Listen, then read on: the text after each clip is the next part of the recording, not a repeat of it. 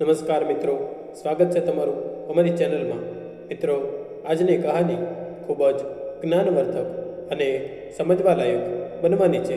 તો આ કહાનીને અંત સુધી ધ્યાનથી સાંભળજો, કેમ કે અધૂરું જ્ઞાન ક્યારેય કામ લાગતું નથી. તો ચાલો શરૂ કરીએ આજની કહાની. અમારી આજની કહાની છે સમય બદલાતા વાર નથી લાગતી. રાત્રે લગભગ 10 વાગ્યે એક શાંત રસ્તા પર 70 વર્ષના એક વૃદ્ધ વ્યક્તિ ચાલી રહ્યા હતા. પગ ડગમગી રહ્યા હતા, શ્વાસ રૂંધાઈ રહ્યો હતો, પરંતુ હિંમતે જવાબ ના આપ્યો. ચાલતા ચાલતા મનમાં વિચારો આવવા લાગ્યા કે જ્યારે બાળકો નાના હોય છે ત્યારે તેમના માટે તેમના માતા પિતા બધું જ હોય છે, પરંતુ જેમ જેમ તેઓ મોટા થતા જાય છે તેમ તેમ માતા પિતા પ્રત્યેના પ્રેમની જગ્યાએ તેમના દિલમાં સ્વાર્થ વસવા લાગે છે. એક દિવસ આ સ્વાર્થ એટલો મોટો થઈ જાય છે કે જન્મ આપનારા માતા પિતાનું સ્થાન તેની સામે બિલકુલ નાનું થઈ જાય છે.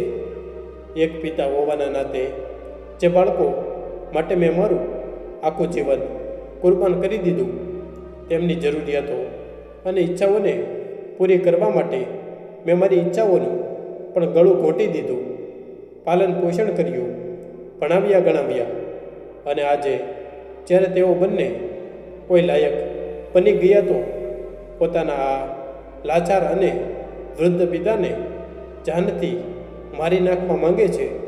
ચાલતા ચાલતા ગોપાલદાસજી આ બધું વિચારતા ઘ્રુસકે ઘ્રુસકે રડી પડ્યા. તેમની વૃદ્ધ આંખોમાં ભેજ ભરાઈ જવાથી રસ્તો વધુ ધૂંધળો થઈ ગયો.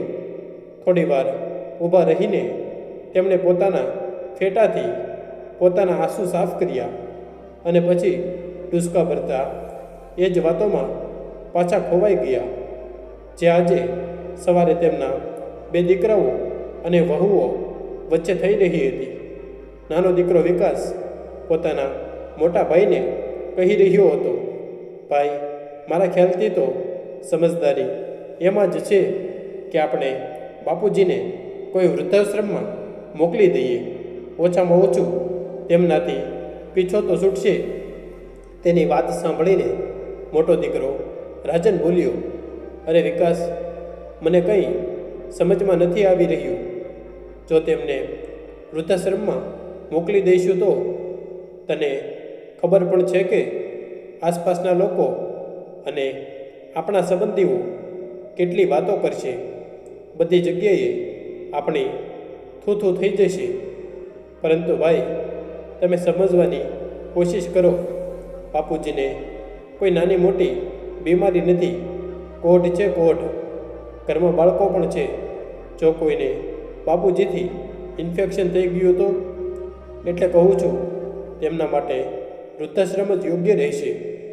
મોટા દીકરા રાજને કહ્યું, અરે નાના ભાઈ, પરંતુ મને નથી લાગતું કે તેમની આ બીમારીના કારણે વૃદ્ધાશ્રમમાં પણ તેમને જગ્યા મળી શકશે.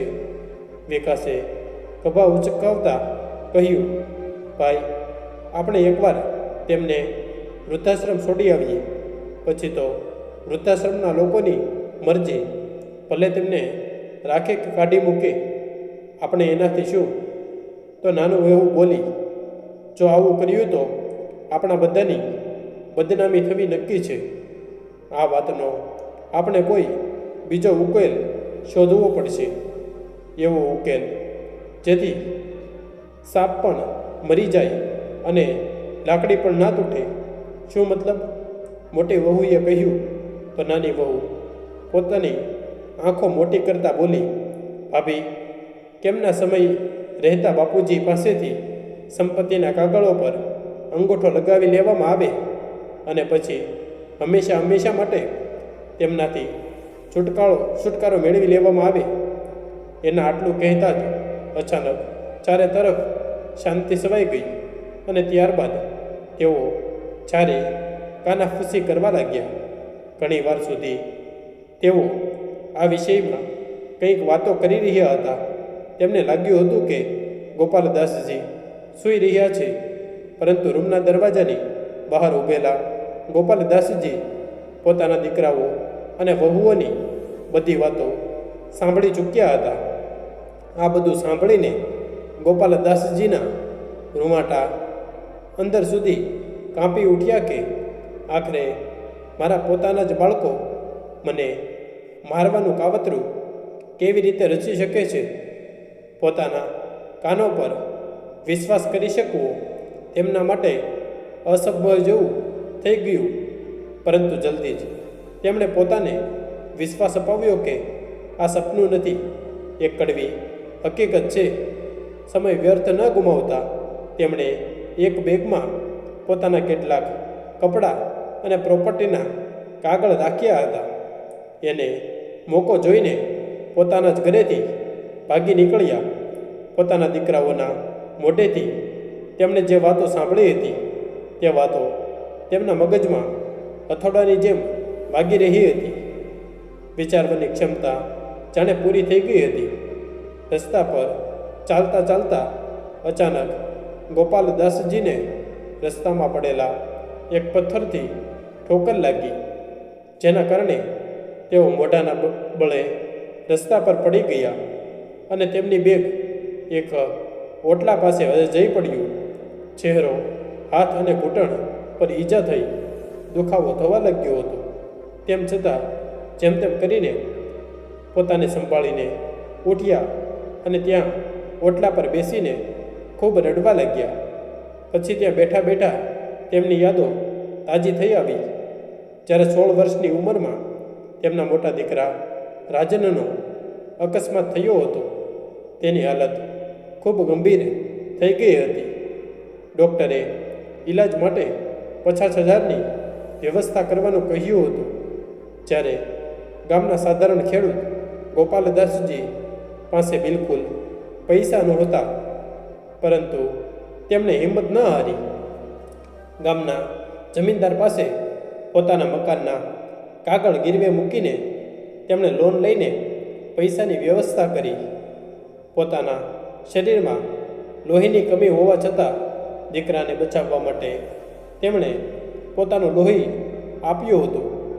કેવી રીતે તેનો જીવ બચાવવા માટે તેમણે ડૉક્ટરને વિનંતી કરી હતી. દીકરો ઠીક થયો તો જીવનમાં જીવ આવ્યો. ત્યારબાદ જમીનદારનું દેવું ઉતારવા માટે તેમણે સખત મહેનત કરી. ભાડા પર જમીન લઈને પૂરી લગન અને મહેનતથી ખેતી કરી અને 1 વર્ષ પછી ક્યાંક જઈને તે દેવું ઉતારી શક્યા. પરંતુ તેઓ ત્યાં સુધી ન રોકાયા. તેમણે પોતાની મહેનત ચાલુ રાખી, જેને તેઓ પોતાના દીકરાઓનું ભવિષ્ય ઉજ્જવળ બનાવી શકે. અને એક દિવસ આ કાર્યમાં તેઓ સફળ પણ થયા.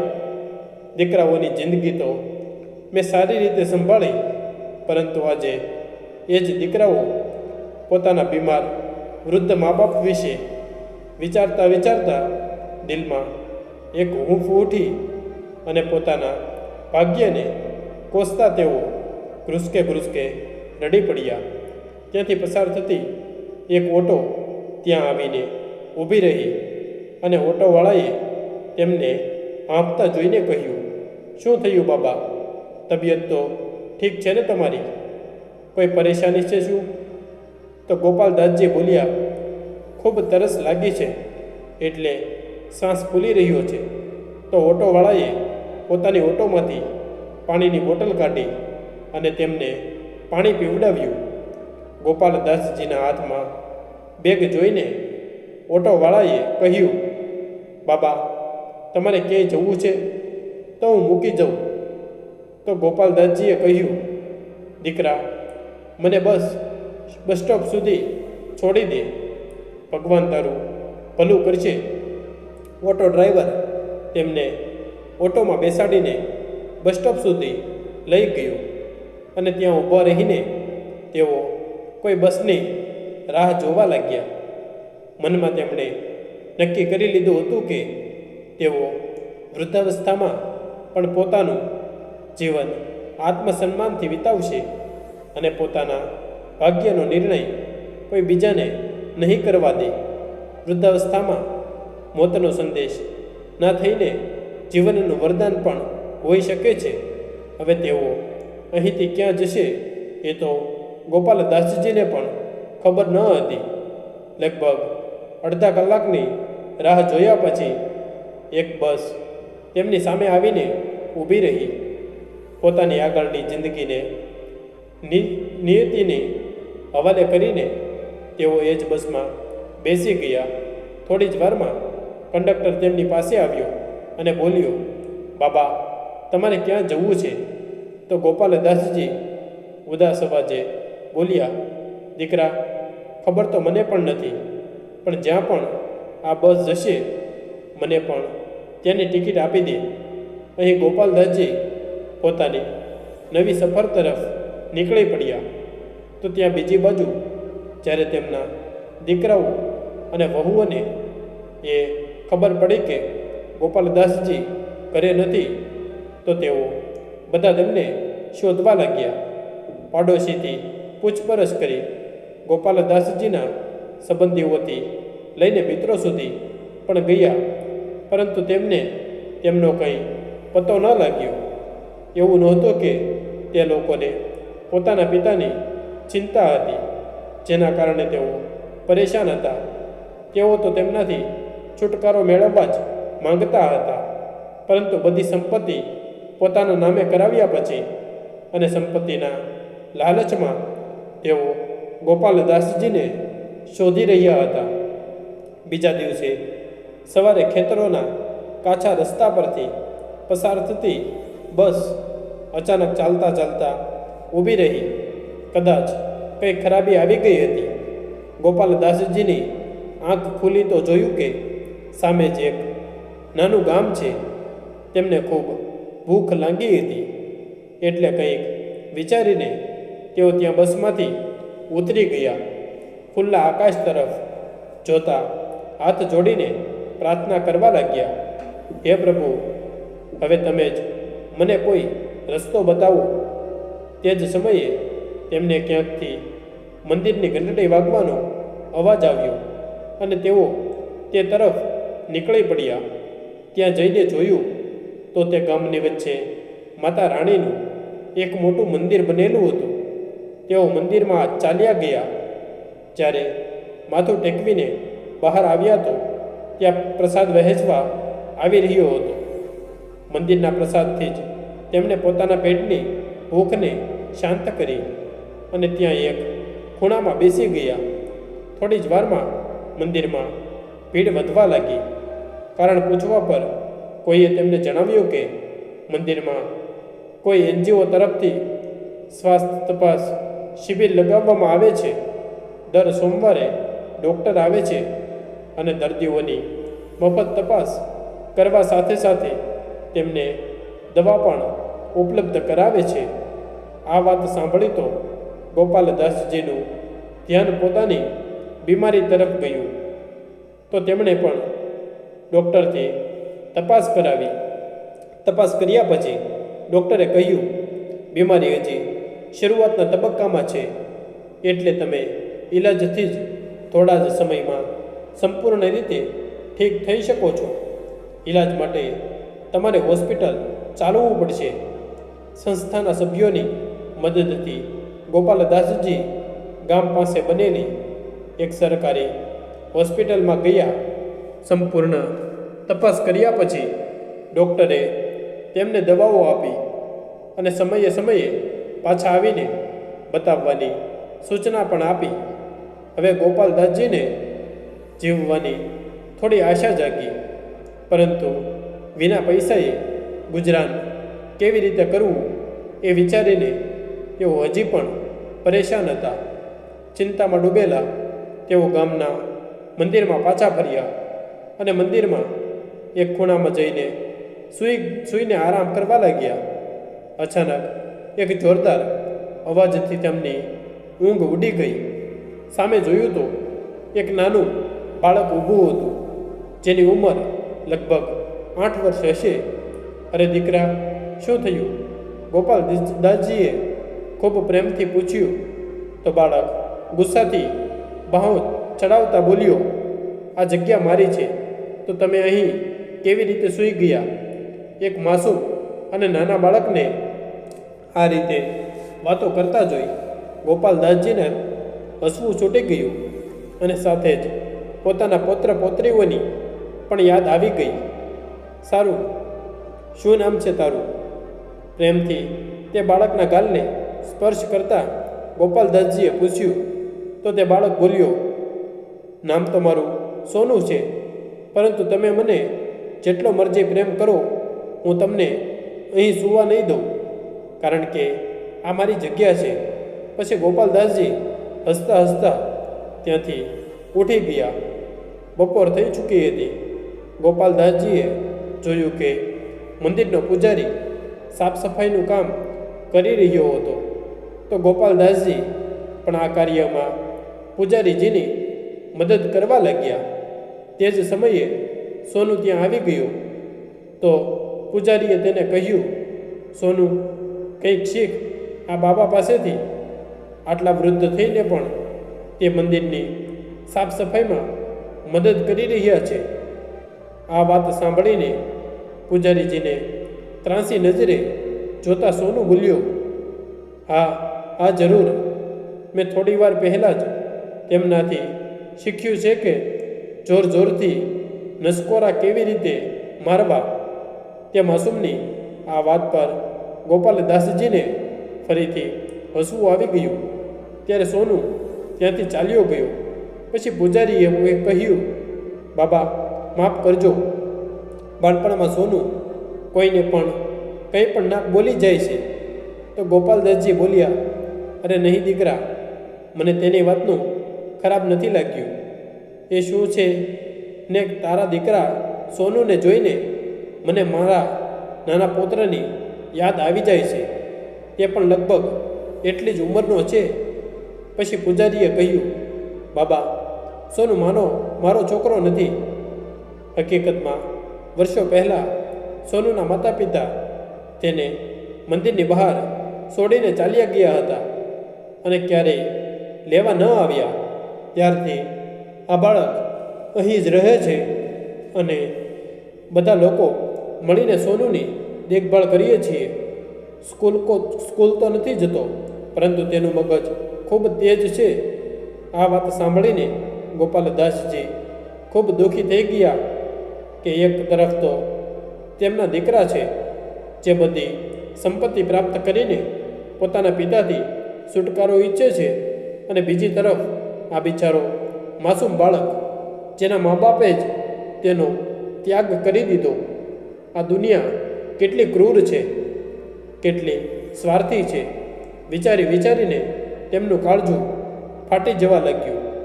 સાંજ થઈ ચૂકી હતી અને હવે તો ભૂખના મારે તેમના પેટના આંતરડા તરસવા લાગ્યા હતા. પાસેના જ એક ઢાબા પર પેટની ભૂખ શાંત કરવા માટે ચાલ્યા ગયા. એ જાણ્યા વગર કે ત્યાં નોનવેજ ખાવાનું પણ મળે છે. ત્યાં જઈને તેમણે રોટલી અને શાક આપવા માટે કહ્યું, તો દુકાનદારે કહ્યું, 100 રૂપિયાની એક પ્લેટ છે. આ સાંભળીને ગોપાલદાસજીએ પોતાના ખિસ્સા તપાસ્યા. મોટી મુશ્કેલીથી તેમના ખિસ્સામાંથી 80 રૂપિયા નીકળ્યા. ત્યાંથી ખાધા વગર જ ગોપાલદાસજી પાછા મંદિર તરફ વળ્યા. થોડી વારમાં સોનું મંદિરના પૂજારી પાસે આવ્યો અને બોલ્યો, કાકા, તે વૃદ્ધ માણસ પાસેની હોટલમાં ગયા હતા જ્યાં નોનવેજ ખાવાનું મળે છે અને ત્યાંથી માછલી ખાઈને મંદિરમાં આવી રહ્યા છે. આ વાત સાંભળીને પૂજારીએ ગોપાલદાસજી પાસે આવ્યા અને કહેવા લાગ્યા, બાબા, તમે માંસ ખાઈને મંદિરમાં નહીં આવી શકો. હવે તમારે મંદિરની બહાર જ રોકાવવું પડશે. માંસ ખાવાની વાત સાંભળીને ગોપાલદાસજી આશ્ચર્યમાં પડી ગયા અને પછી બોલ્યા, નહીં દીકરા, મેં તો ત્યાં કંઈ ખાધું જ નથી. પરંતુ તેમની વાત પૂરી સાંભળ્યા વગર પૂજારી ત્યાંથી ચાલ્યા ગયા અને ઉદાસ ભાવથી ગોપાલદાસજી મંદિરના પ્રાંગણમાંથી બહાર આવી ગયા. વિચારવા લાગ્યા કે હવે ક્યાં જવું. થોડા કદમ આગળ વધ્યા તો જોયું સામે એક મોટું ખેતર હતું, જ્યાં ખેતરનો માલિક ડાંગરની રોપણી કરાવી રહ્યો હતો અને મજૂરોને નિર્દેશ આપી રહ્યો હતો. ત્યારે ગોપાલદાસજી જે વ્યવસાયે ખેડૂત રહી ચૂક્યા હતા, ખેતરના માલિકને બોલ્યો, દીકરા, એક જગ્યા પર 1 થી 2 છોડની જ રોપણી કરવી જોઈએ, તેનાથી વધારે નહીં, અને છોડની હરોળ વચ્ચે ઓછામાં ઓછું 25 સેન્ટીમીટરનું અંતર હોવું જોઈએ. આ વાતોનું ધ્યાન રાખશો તો પાક ખૂબ સારો થશે. તેમની આ વાત સાંભળીને ખેતરનો માલિક ખૂબ હેરાન થયો અને તેમને બોલ્યો, અરે બાબા, તમને આ ખેતીનું ખૂબ જ સારું જ્ઞાન છે. ક્યાં રહો છો તમે? કોઈ ઠેકાણું નથી મારું. નિરાશા ભરેલા સ્વરે ગોપાલદાસજીએ કહ્યું. તો ખેતરનો માલિક બોલ્યો, તો બાબા, શું તમે મારા ખેતરમાં કામ કરશો?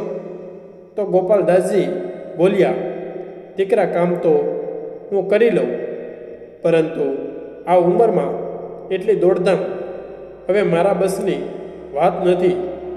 તો ખેતરના માલિકે કહ્યું, બાબા, તમારું કામ ફક્ત મજૂરોને દિશા નિર્દેશ આપવાનું હશે.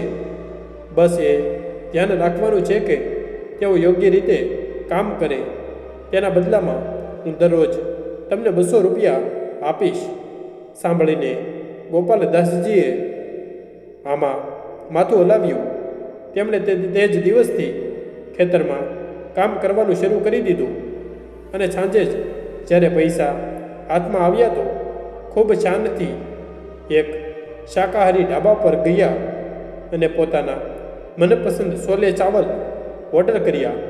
અહીં ગોપાલદાસજીએ પેટ ભરીને ખાવાનું ખાધું, અને ત્યાં ઢાબાના માલિકે જોયું કે ગોપાલદાસજીના આવ્યા પછી અચાનક ગ્રાહકોનું આવવાનું શરૂ થઈ ગયું. ઢાબાના માલિક માટે આજનો દિવસ ખૂબ સારો રહ્યો. રહેવા માટે કોઈ જગ્યા નહોતી, એટલે ખાવાનું ખાઈને રાત્રે ગોપાલદાસજી ખેતરના કિનારે બનેલા એક સાપરા નીચે સૂઈ ગયા. હવે દરરોજ આવું જ થવા લાગ્યું. દિવસભરનું કામ કરીને ગોપાલદાસજીને તે જ ઢાબા પર ખાવાનું ખાવા જતા, અને તેમના જવાની સાથે જ ઢાબા પર ભીડ વધી જતી. એક દિવસ તેઓ તે ઢાબા પર ખાવાનું ખાવા ન ગયા તો ઢાબાનો માલિક પરેશાન થઈ ગયો, કારણ કે બાકી ગ્રાહકો પણ નહોતા આવ્યા. તેને લાગવા લાગ્યું કે ગોપાલદાસજીના પગલાં તેના ઢાબા માટે શુભ છે.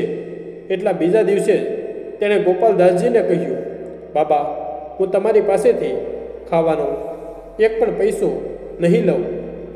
બસ તમે દરરોજ અહીં જ ખાવાનું ખાજો.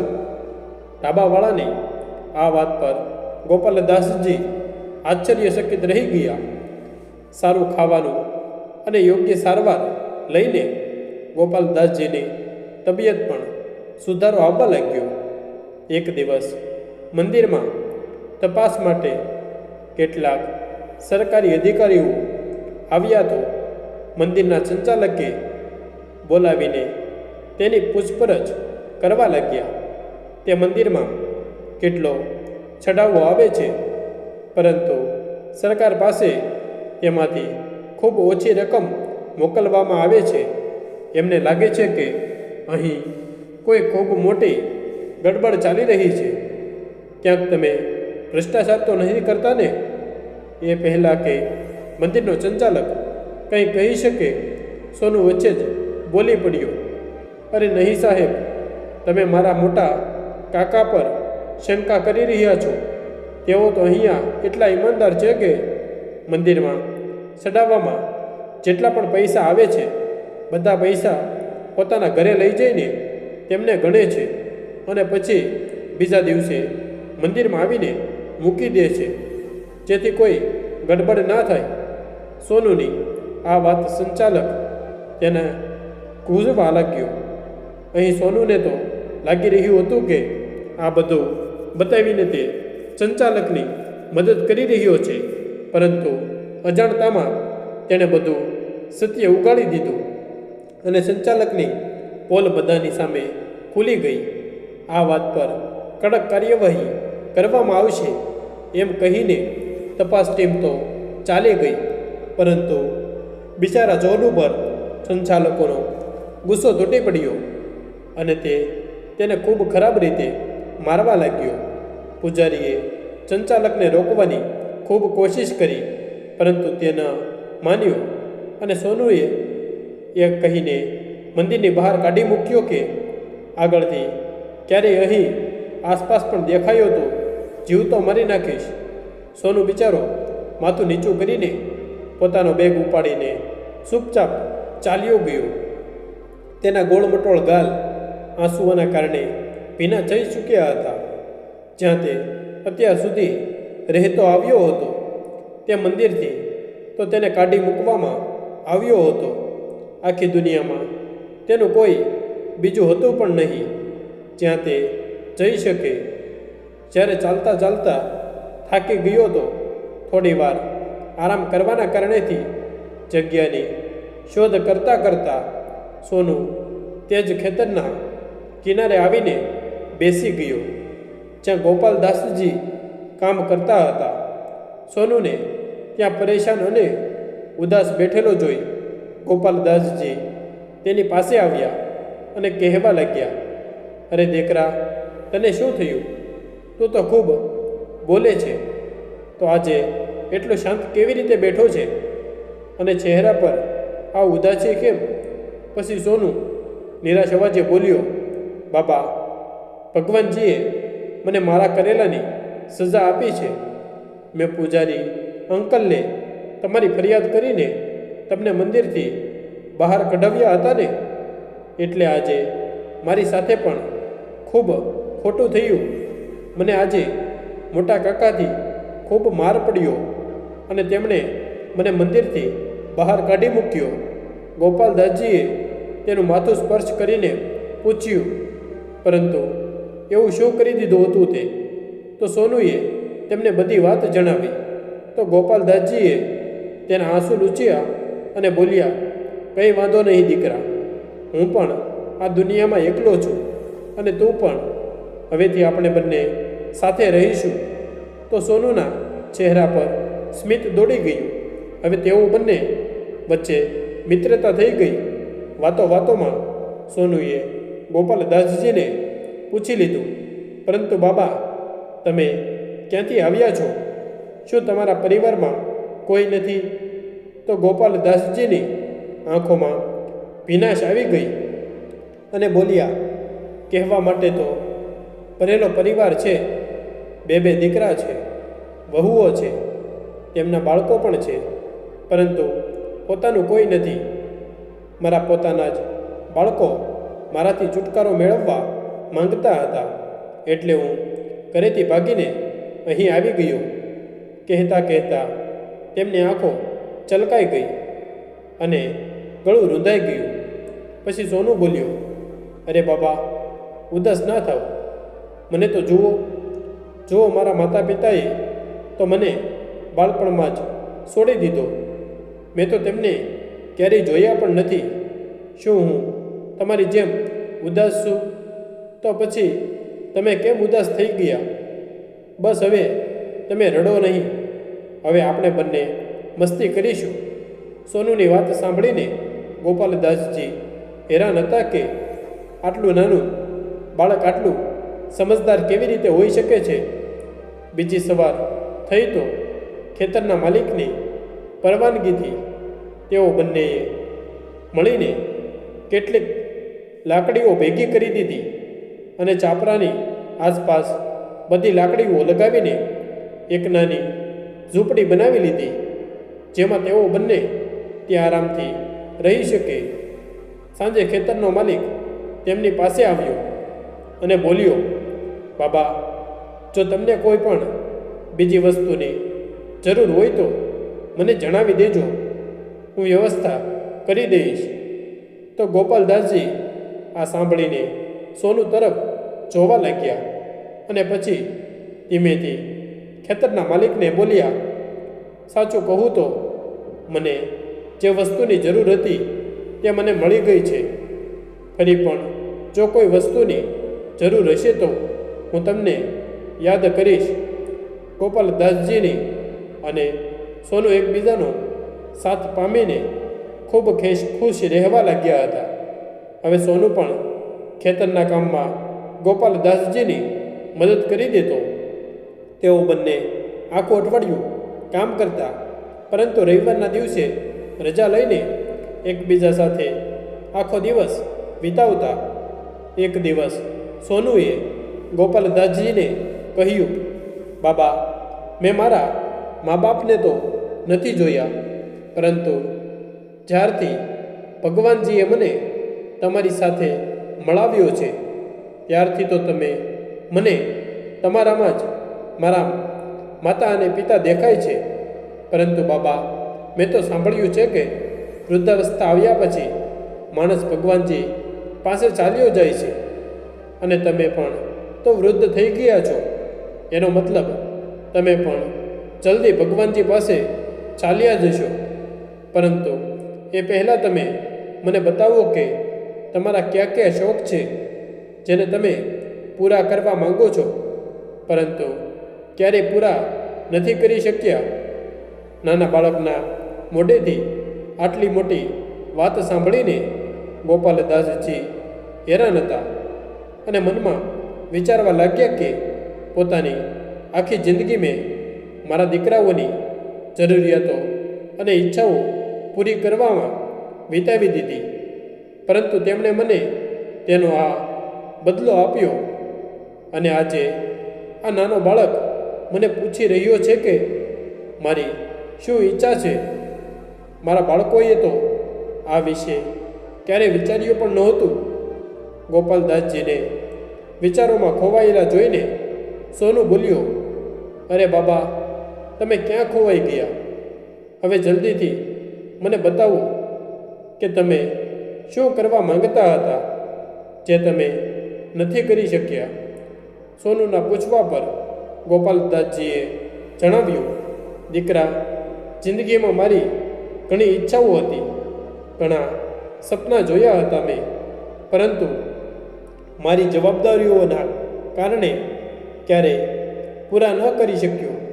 પરંતુ હવે તો સપના પૂરા કરવાની ઉંમર જ નીકળી ગઈ. ત્યારે સોનુ જીદ કરતા બોલ્યો, નહીં બાબા, હું છું ને તમારી બધી ઈચ્છાઓ પૂરી કરીશ. તમે મને બતાવો. તો ગોપાલદાસજીએ એક એક કરીને પોતાની બધી ઈચ્છાઓ બતાવી, જેમાં અમિતાભ બચ્ચનની ફિલ્મ જોવા જવું, કોટ પેન્ટ પહેરીને ફોટો પડાવવો, 5 સ્ટાર હોટલમાં ખાવાનું ખાવું અને એક ફિલ્મમાં એક્ટિંગ કરવાનું પણ સપનું હતું. બાબાની ઈચ્છાઓ જાણીને સોનુ ખુશ થઈ ગયો અને બોલ્યો, તો પછી ચાલો હવે એક એક કરીને તમારી બધી ઈચ્છાઓ પૂરી કરીએ.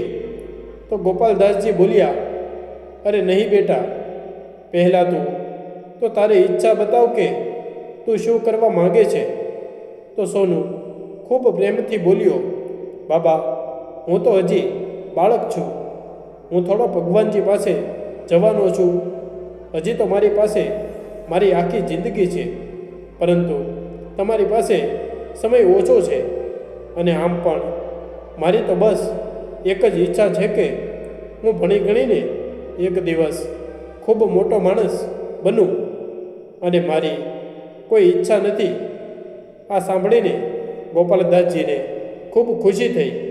ત્યારબાદ થોડા દિવસ તેઓ બંનેએ ખેતરોમાં કામ કર્યું અને પછી સોનુની જીદ પર જમીનદાર પાસેથી એક અઠવાડિયાની રજા લઈને તેઓ બંને શહેર ચાલ્યા ગયા, જ્યાં તેમણે એક શોરૂમમાંથી ગોપાલદાસજી માટે કાળા રંગનો કોટ પેન્ટ ખરીદ્યો અને સોનુ માટે સારા કપડાં ખરીદ્યા.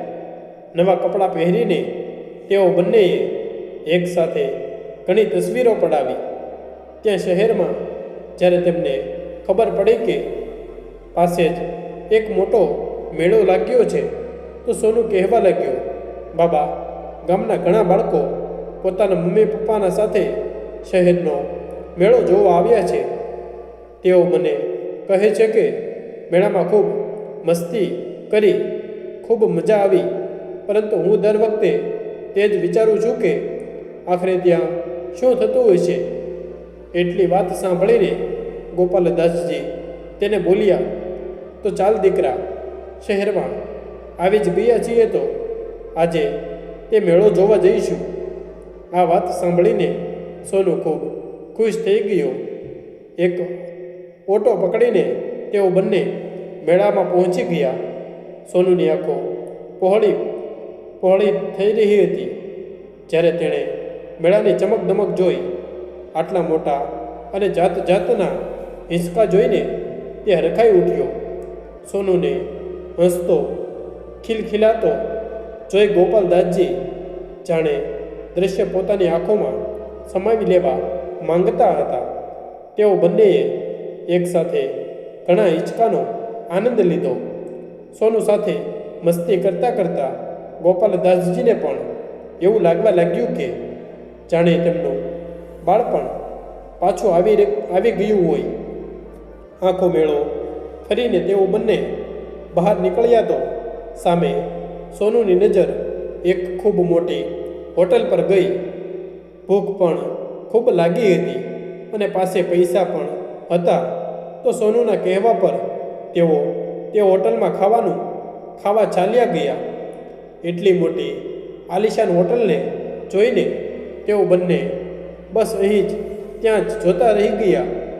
તેઓ બંનેએ ત્યાં બિરયાની ઓર્ડર કરી અને આરામદાયક સોફા પર બેસીને ખૂબ શાંતિથી ખાવાનું ખાવા લાગ્યા.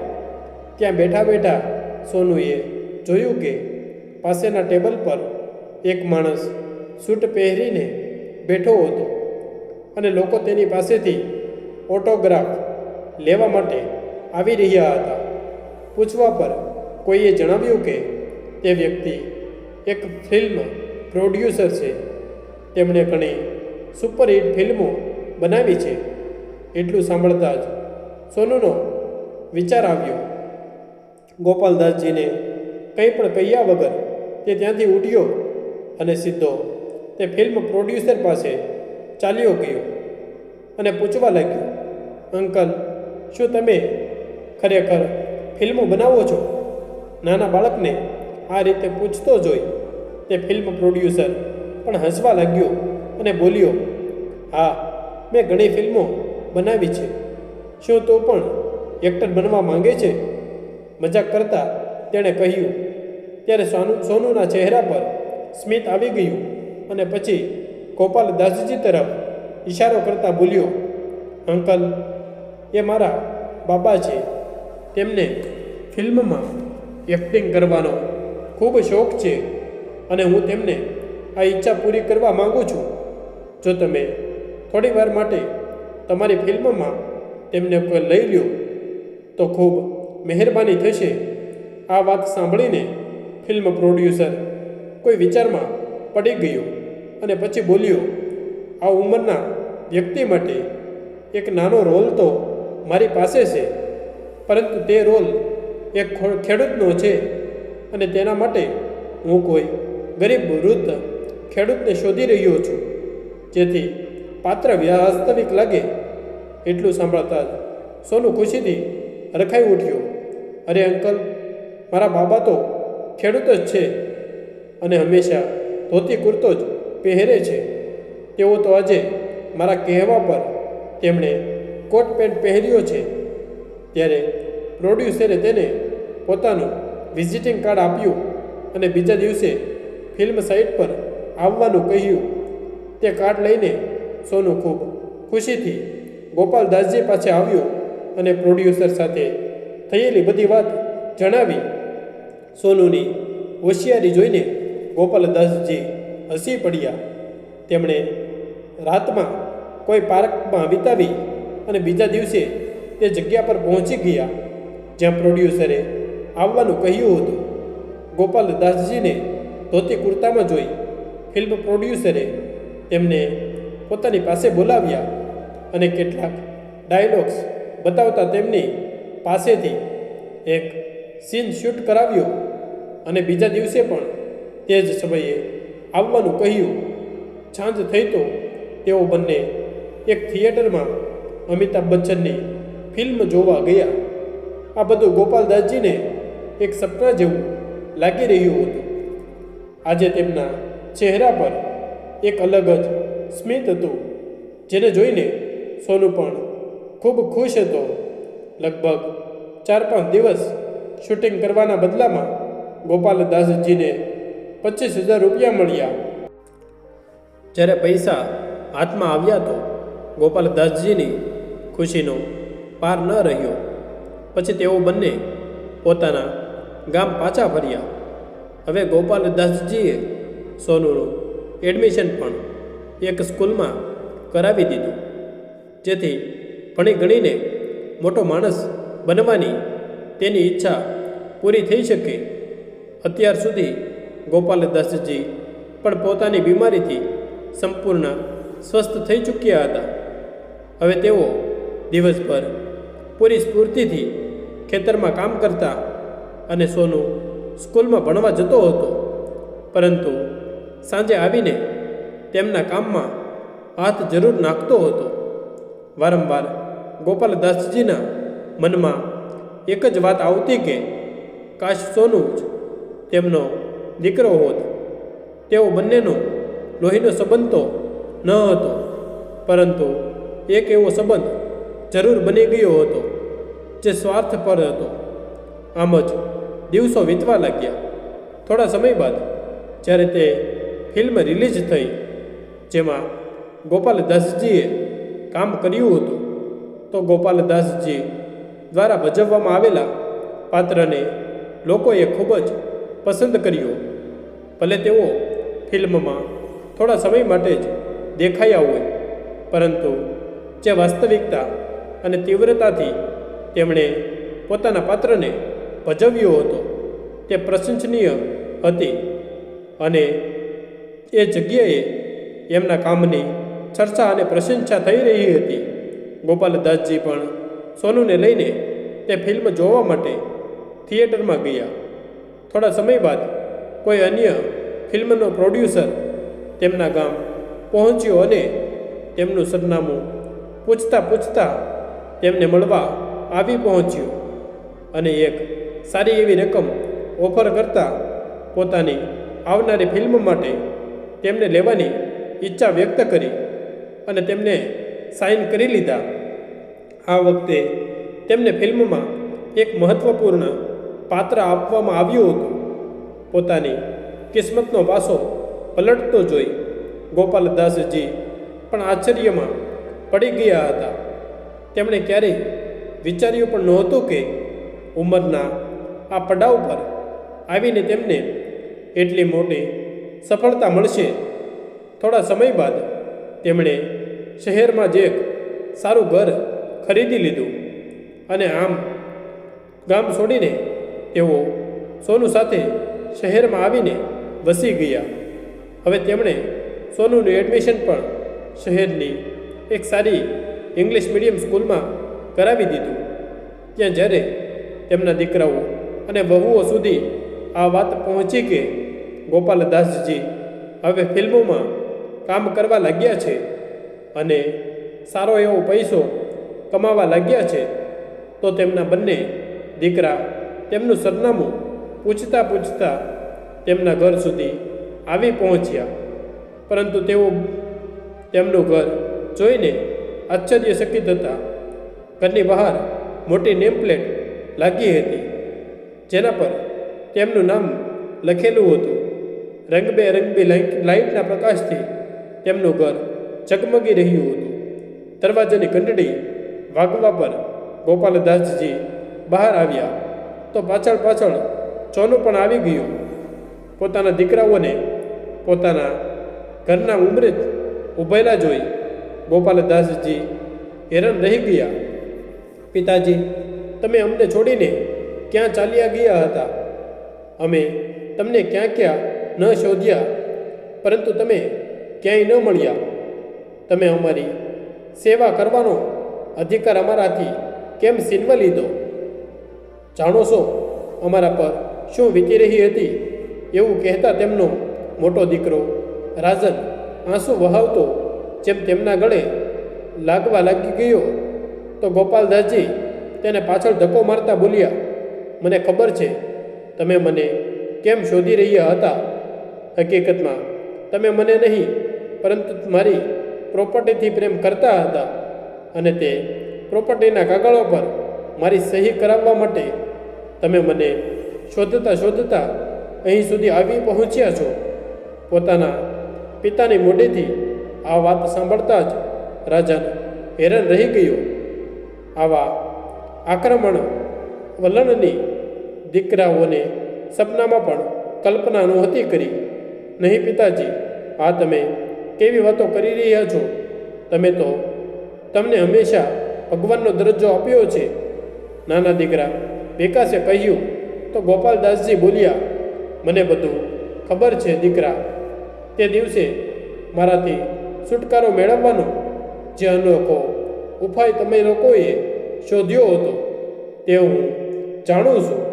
તમારી એક એક વાત હું તે દિવસે સાંભળી ચૂક્યો હતો. એટલા માટે પોતાનું જ ઘર છોડીને હું ભાગી નીકળ્યો. ગોપાલદાસજીની વાત સાંભળીને બંને દીકરા શરમના માર્યા પાણી પાણી થઈ રહ્યા હતા. મગજમાં વિચારોના વંટોળ ચાલવા લાગ્યા. પછી ગોપાલદાસજી બોલ્યા, પરંતુ દીકરા કહે છે કે ભગવાન એક રસ્તો બંધ કરે છે તો નવો રસ્તો ખોલી પણ દે છે. કોને ખબર હતી કે આ નાનો બાળક મને મળી જશે, જે મારા સગા દીકરાઓથી પણ વધારે મને પ્રેમ આપશે, મારી સંભાળ રાખશે. સોનુના માથા પર હાથ મૂકતા ગોપાલદાસજી આત્મવિશ્વાસ ભરેલા સ્વરમાં બોલ્યા, પરંતુ પિતાજી, પોતાના જ દીકરાઓને છોડીને તમે પારકા લોકો પર પોતાનો પ્રેમ વરસાવી રહ્યા છો. ખબરદાર, જો તેને પારકો બોલ્યો તો સોનુ મને મારા જીવથી પણ વધારે વહાલો છે. અને હા, મારી એક વાત કાન ખોલીને સાંભળી લો. જે જાયદાદ ખાતર તમે બંને અહીં સુધી આવ્યા છો, તે સંપત્તિથી હું તમને એક ફૂટી કોડી પણ નથી આપવાનો, કારણ કે તે પ્રોપર્ટી મેં મારી મહેનતની કમાણીથી ખરીદી હતી, અને હવે તેના પર કોનો હક હશે, કોનો નહીં, તેનો ફેસલો પણ મારો જ હશે. જે દીકરાઓ ફરજ નિભાવવાનું નથી જાણતા, તેમને કોઈ હક પણ ન મળવો જોઈએ. એટલા માટે મેં ફેસલો કર્યો છે કે મારી બધી સંપત્તિ પર હવે ફક્ત અને ફક્ત સોનુનો જ અધિકાર હશે. મારો અને સોનુનો સંબંધ ભલે તમારી લોકોની સમજથી બહાર હોય, પરંતુ મારા માટે આ સંબંધ ખૂબ અનમોલ છે. હવે તમે લોકોથી મારે કોઈ લેવા દેવા નથી. નીકળી જાઓ અહીંથી. આજે દીકરાઓએ પોતાના કર્મોનું ફળ મળી ગયું હતું. તેઓ બંને લાખ આજીજી કરે, પરંતુ ગોપાલદાસજીએ તેમની એક ન સાંભળી અને તેમને પોતાના ઘરના ઉંમરેથી જ ચાલતા કરી દીધા. ગોપાલદાસજીએ તેમને જણાવી દીધું હતું કે એક પિતા ફક્ત પોતાના દીકરાઓને પ્રેમ નથી આપી શકતો, પરંતુ જરૂર પડવા પર તેમને જિંદગીનો સૌથી મોટો પાઠ પણ શીખવી શકે છે. અને સાથે સાથે દુનિયાની સામે પણ તેમણે એક મિસાલ રજૂ કરી બતાવી કે વૃદ્ધાવસ્થા મોતનો સંદેશ ન થઈને જીવનનું વરદાન પણ હોઈ શકે છે. તો મિત્રો, તમને અમારી આજની કહાની કેવી લાગી? જો પસંદ આવી હોય તો વિડીયોને લાઈક કરી દેજો અને સગા સંબંધી સાથે શેર કરી દેજો, તથા કોમેન્ટ બોક્સમાં જય શ્રી કૃષ્ણ લખી દેજો. અને ચેનલને સબસ્ક્રાઈબ ના કરી હોય તો ચેનલને અત્યારે જ સબસ્ક્રાઈબ કરી દેજો. જય શ્રી કૃષ્ણ. ધન્યવાદ.